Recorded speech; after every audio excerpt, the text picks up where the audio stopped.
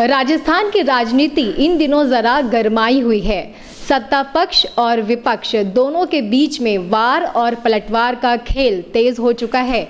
आने वाले चुनावों में ऊंट किस करवट बैठेगा, ये जानने के लिए आज हमारे साथ हैं कांग्रेस से जिला अध्यक्ष योगेश मिश्रा जी।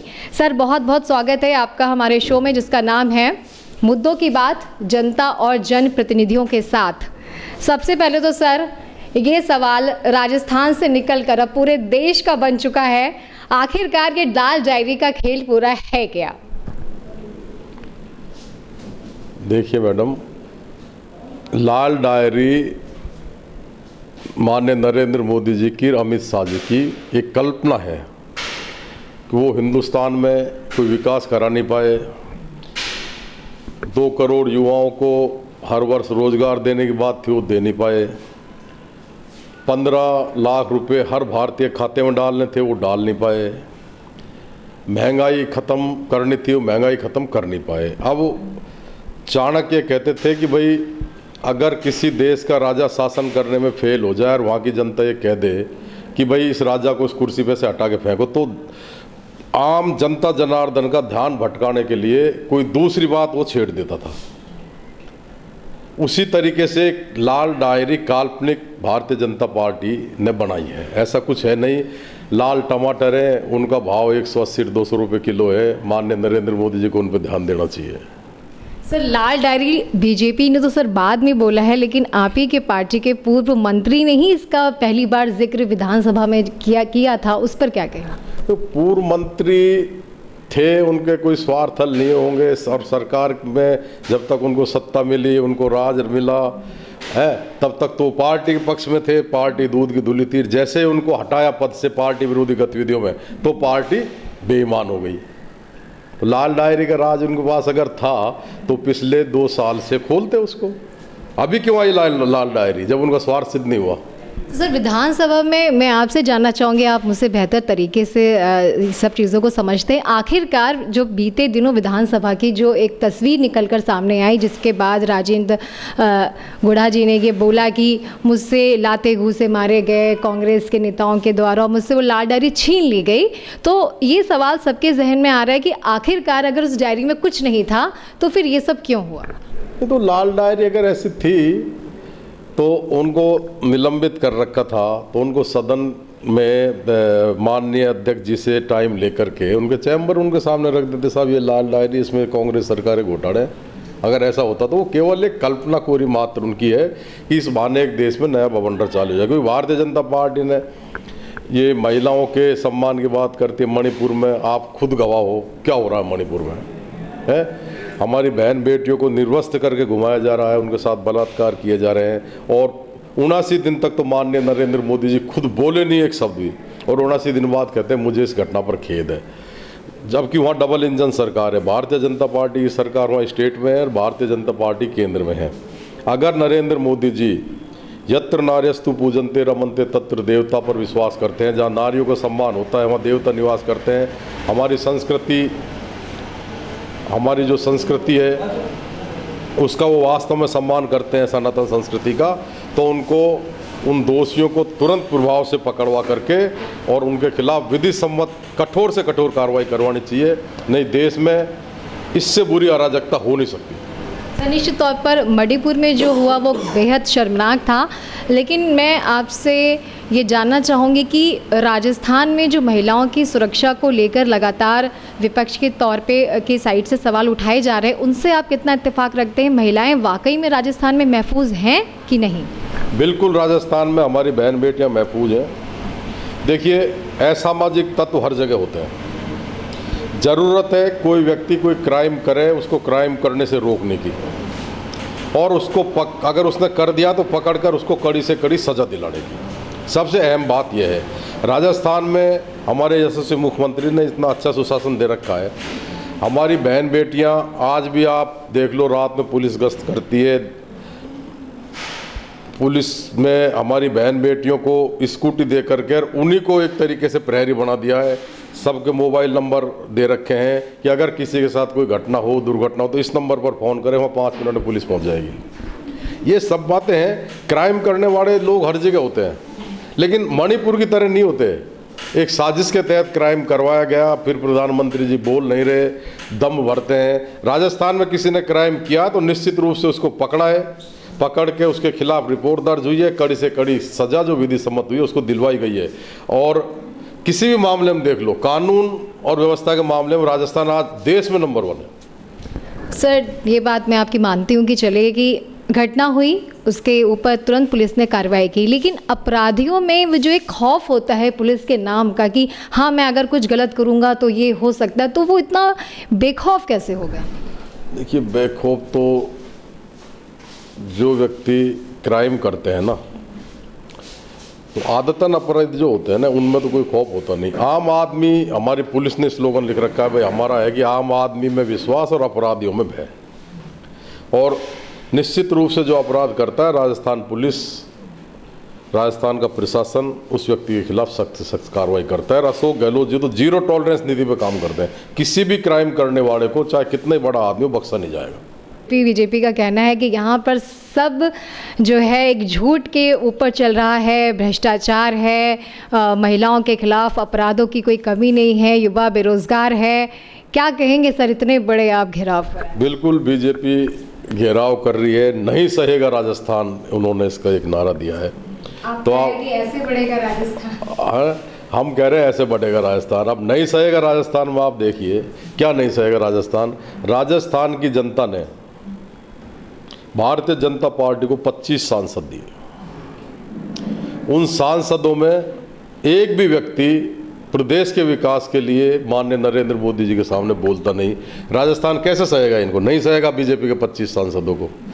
ERCP जो पूर्वी राजस्थान के 13 जिले हैं, पानी की वहाँ विकट समस्या है। ईस्टर्न कैनाल जो परियोजना है, माननीय नरेंद्र मोदी जी 2014 के चुनाव प्रचार में अजमेर की सभा में भाषण दे के गए थे कि अगर हम सत्ता में आए तो हम ERCP को राष्ट्रीय परियोजना बनाएंगे और राजस्थान को पानी दिलाएंगे।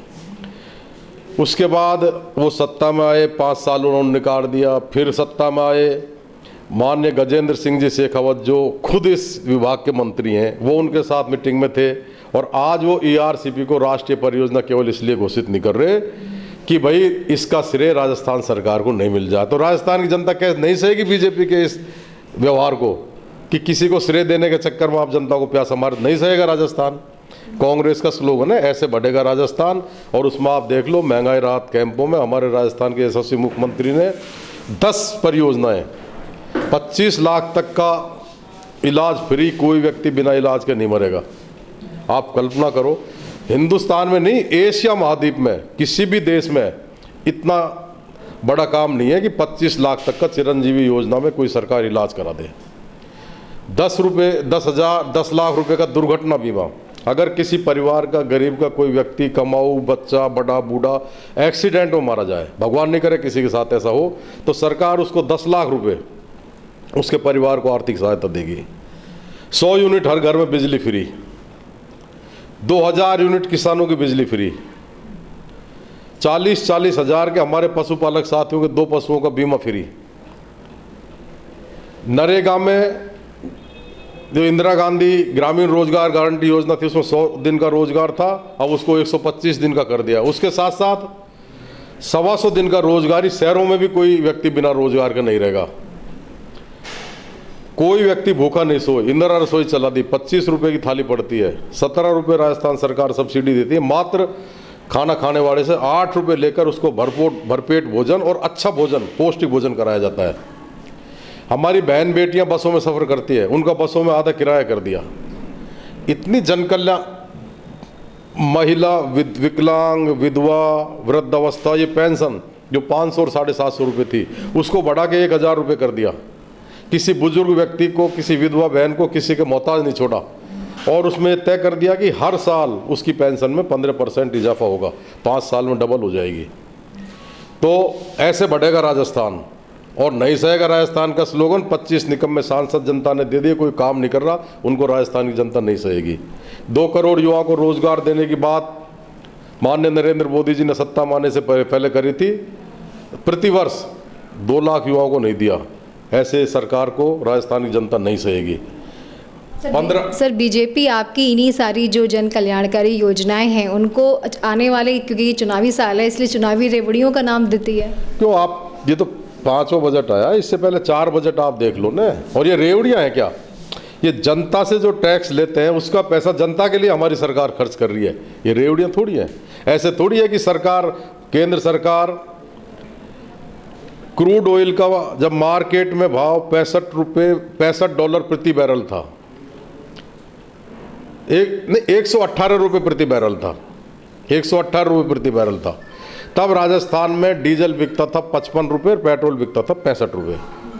इन लोगों ने 9 साल में पेट्रोल बिकवा दिया 114 और 15 रुपये, और डीजल बिकवा दिया 100 के ऊपर है। और आज पता है क्रूड ऑयल का भाव क्या है मार्केट में? $68 प्रति बैरल। तो राजस्थान की जनता पर नहीं, पूरे देश की जनता पर इतना भारी इन्होंने टैक्स लगा दिया, कैसे सहेगा इनको राजस्थान? तो ये अपने खुद के गरीबों में झाँक के देखे। खिसियाई बिल्ली खम्मा नोचने वाली बात करते, हिंदू मुस्लिम, मंदिर मस्जिद, भाई को भाई से लड़ा दिया, महंगाई चरम पर है, टमाटर जैसी चीज़ 200 रुपये किलो बिक रही है? शर्म नहीं आती इन लोगों को ऐसी बातें करते हुए? इनसे कहो दिखावा बंद करें और धरातल पर काम करें। सर धरातल पे काम से सर मैं सवाल पूछना चाहती हूँ कि अभी चुनाव से पहले मंडल स्तर पर, बूथ स्तर पर, ज़मीनी स्तर पर आपकी पार्टी किस तरीके से काम कर रही है? देखिए, मैं ये बात, आपने अच्छा सवाल पूछ लिया। कल सुबह ही मैं इस बात पर मंथन कर रहा था। प्रत्येक विधानसभा में हमारी पार्टी के निर्देशानुसार हमने हर विधानसभा में 2-2 ब्लॉक बनाए हैं। 2 ब्लॉक की 51 की कार्यकारिणी बनाई। उसके बाद हर विधानसभा में 11 मंडल बनाए हैं। 11 मंडलों के 31 की कार्यकारिणी बनाई है। उसके बाद जैसे अलवर शहर विधानसभा को आप ले लो, 65 यहाँ पर वार्ड हैं। हर वार्ड में एक वार्ड अध्यक्ष और उनकी 21 की कार्यकारिणी। 217 बूथ हैं अलवर विधानसभा में। हर बूथ पर एक बूथ अध्यक्ष और 11 की उसकी कार्यकारिणी। ऐसे मिला के कुल एक विधानसभा में लगभग 4 से 4.5 हजार कार्यकर्ताओं को हमारी पार्टी ने संगठन में एडजस्ट किया है। और अगर ईमानदारी से हम सब लोग 4-4.5 हजार कार्यकर्ता पार्टी हित में, ज़्यादा नहीं, 3 से 4 घंटे पर डे काम कर लें चुनाव तक, तो राजस्थान में नहीं, राजस्थान में तो 2023 में कांग्रेस का राज रिपीट हो ही रहा है। हिंदुस्तान में भी राहुल जी के नेतृत्व में कांग्रेस पार्टी सत्ता में आएगी और माननीय नरेंद्र मोदी जी की जुमलेबाज सरकार को हम उखाड़ के फेंक देंगे। सर चुनावी जैसे कि आने वाले हैं, चुनाव कम टाइम बचा है जनता के बीच, आप सर आपने जाना भी शुरू कर दिया। फिलहाल आप आने वाले चुनावों में क्या स्थिति देख पा रहे हैं अपनी पार्टी की? देखिए, अलवर जिले में जहाँ तक मैं समझता हूँ मिशन 11 है हमारा। 11 की 11 सीटें हमारी पार्टी के 3 सर्वे हो गए, 4था सर्वे भी चल रहा है।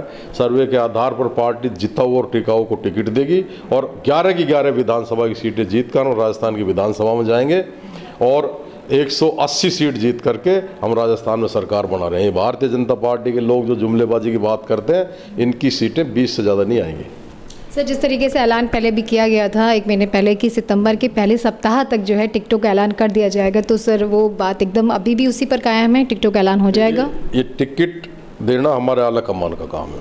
पार्टी का मंथन चल रहा है, वो तय करेंगे और प्रयास यही है कि अतिशीघ्र टिकट घोषित किए जाए ताकि कार्यकर्ता को जिसको भी टिकट मिले वो अपने क्षेत्र में, विधानसभा क्षेत्र में अच्छे से मेहनत कर सके। सर पिछले 3 बार से अगर अलवर जिले की मैं बात करूं तो तीनों बार से जो हमारे विधायक जी हैं वो बीजेपी से आ रहे हैं।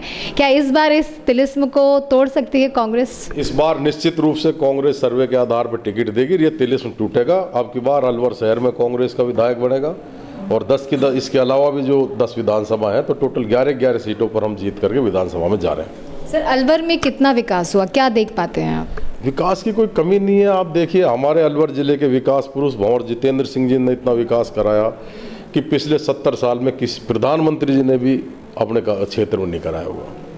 पहले पटरी पार जाने में जोर पड़ता था, 6 पुल बना दिए। अलवर जिले को ESIC मेडिकल कॉलेज दे दी। एक और मेडिकल कॉलेज का काम सेंट्रल जेल वाली भूमि पर चल रहा है, वो इस साल शुरू हो जाएगी। बुलेट ट्रेन का प्लान बनाया लेकिन सांसद बन गए बाबा जी, उन्होंने प्लान ही कैंसिल करा दिया, उसको परसों नहीं कर पाए। अलवर ज़िले में चित्तौड़गढ़ के बाद कोई इंग्लिश मीडियम स्कूल नहीं थी, वो सैनिक स्कूल नहीं थी। भंवर जितेंद्र सिंह जी ने अलवर को सैनिक स्कूल दिलाया, उसकी जगह अलॉट होगी, लेकिन केंद्रीय नरेंद्र मोदी सरकार ने इसलिए कि इसका श्रेय भंवर जितेंद्र सिंह जी को और कांग्रेस पार्टी को नहीं मिल जाए, उस प्लान को ठंडे बस्ते में डाल दिया। तो कांग्रेस तो सबको साथ लेके विकास करती है और बीजेपी विनाश करती है, विकास कार्यों को इसलिए अवरोध करती है। या तो हमने जो भी हमारी सरकार में पिछली में काम किए थे उन योजनाओं के 10 रुपये का 20 रुपये का पेंट लेके पुतवा के बीजेपी के नेताओं का नाम लिखवा दिया। कांग्रेस सरकार काम करती है, धरातल पर काम करती है, आम आदमी को सुविधा देती है। आप देख लीजिए, और जो लोग करते हैं ना नहीं सहेगा राजस्थान, उनसे आप ये पूछ लो ईमानदारी से कि महंगाई राहत कैंप में 10 योजनाओं का लाभ आपने लिया कि नहीं, और अंतरात्मा पर हाथ धर के वो कहें कि ये योजनाएं राजहित में जनहित में अच्छी हैं कि नहीं। सब स्वीकार कर रहे हैं। मैं आपको एक किस्सा सुनाता हूँ। अभी मैं रणजीत नगर के महंगाई राहत कैंप में गया, हमारा एक पार्षद साथी बीजेपी का था, वो वहाँ रजिस्ट्रेशन करा रहा, मैं पहुँच गया तो सहम गया, और यूँ उसने वो अपना जन आधार कार्ड पीछे छुपा लिया। मैंने क्या हो गया पार्षद जी? नहीं नहीं भाई साहब, मैं तो वैसे ही आ गया देखना, रजिस्ट्रेशन क्यों नहीं कराया? नहीं भाई साहब देखते हैं करते हैं। फिर मेरे से जो लड़का कंप्यूटर, उसने कहा साहब इन्होंने करा लिया यार, इनको 5 योजनाओं के लाभ मिले। तो मैंने कहा यार खाओ जिसका गाओ तो सही, रजिस्ट्रेशन भी आप करवा रहे हो और मना भी कर रहे हो। तो बीजेपी के सब लोगों ने महंगाई राहत कैंपों का फायदा उठाया है और इनकी आत्मा मान रही है। और आप देखना, ये चुपके से जब अंतरात्मा पर रख के वोटिंग करेंगे ना, हाथ रख के, तो भारतीय जनता पार्टी को नकारेंगे बीजेपी के कार्यकर्ता और कांग्रेस को वोट देंगे और राजस्थान में राज रिपीट होगा। सर, सत्ता में अगर आपकी सरकार रिपीट होती है और अलवर में विधायक भी आपका बनता है, तो सर क्या अलवर की प्यास बुझेगी? क्योंकि सबसे ज़्यादा यहाँ की जो परेशानी है वो सबसे ज़्यादा पानी की है। हमारे राजस्थान के यशस्वी मुख्यमंत्री जी अशोक गहलोत जी ने कह दिया कि केंद्र की नरेंद्र मोदी सरकार ERCP को राष्ट्रीय परियोजना घोषित करे या नहीं करे। उन्होंने इस बजट में, पिछले बजट में तो 9,000 करोड़ रुपए दिए थे, इस बजट में 14,000 करोड़ रुपए उसके लिए पास कर दिए और कह दिया मैं इस योजना को पूरा करके रहूंगा। नरेंद्र मोदी सरकार राष्ट्रीय परियोजना घोषित कर देती, थोड़ा काम और जल्दी हो जाता है, इसमें टाइम लग सकता है। दूसरे, सिली सेट से अलवर में पानी लाने की बात चल रही है, नहर की सफाई हो चुकी है, बहुत जल्दी लाल डिग्गी में पानी आ जाएगा। ईश्वर ने चाहा तो बारिश भी अच्छी हो रही है, जयसमंद और सिली सेट दोनों हमारे बांध भर गए तो अलवर जिले में तो पानी की कमी नहीं रहेगी निश्चित पूर्ण। क्यों अब दिक्कत क्या आ रही है, इतने बोरिंग इतने हैंडपंप पास हमने कराए हैं, लेकिन जमीन में ग्राउंड में अंदर पानी नहीं है, क्योंकि लोग दोहन कर रहे हैं, रिचार्ज नहीं कर रहे। अगर आप किसी बैंक के खाते में अपने में पैसे जमा नहीं कराओगे और निकालती जाओगे तो खाता खाली होगा। तो मेरा तो आपके चैनल के माध्यम से अलवर की जनता जनार्दन से एक निवेदन है कि जल है तो कल है, इसलिए पानी की सुविधा के लिए सब अपने अपने घरों में वाटर हार्वेस्टिंग प्लांट लगाएं, सोखते गड्ढे बनाएं, ताकि आपके घरों का जो पानी वेस्ट जाता है वो ज़मीन में रिचार्ज हो। इसका एक ताज़ा उदाहरण मैं बताऊं आपको। यहाँ आप बैठी हो मौजपुर हाउस में, मेरे आसपास की सारी बोरिंग या तो सूख गई या 10 से 15 मिनट चलती हैं। मेरे यहाँ बोरिंग देख लो, मैंने वाटर हार्वेस्टिंग सिस्टम करा रखा है, एक बोरिंग करा के सारा छत का बारिश का पानी उसमें जाता है। एक मैंने सोखता गड्ढा मेरे बाहर इधर पूर्व दिशा में बना रखा है, एक इधर उत्तर दिशा में बना रखा है। मेरा सारा बाथरूम का और वेस्ट पानी उस गड्ढों में जाता है।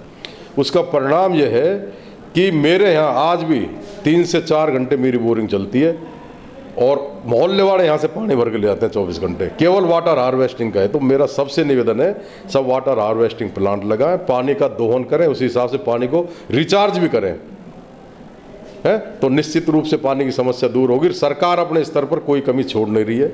अब भी कई सौ handpump boring 3 phase, single phase 150 mm 200 mm लगाई है, अब भी शहर में चल रही है। और अभी पिछले 2 महीने में लगभग 20 बोर और हो चुके जिनके कनेक्शन जारी हैं। और मैं समझता हूँ 15-20 दिन बाद, महीने भर, इस अगस्त के महीने में अलवर की पानी की समस्या इतनी हो जाएगी कि आम आदमी की जो पीड़ा है, जिसको जितना यूज है उतना नहीं मिल पा रहा, वो मिलने लग जाएगा। सर, चलते चलते आखिरी में आप हमारे चैनल के ज़रिए चुनावों से पहले जनता से क्या अपील करना चाहते हैं? मेरा तो जनता जनार्दन से एक ही निवेदन है कि नेता सब आपके बीच में आएंगे,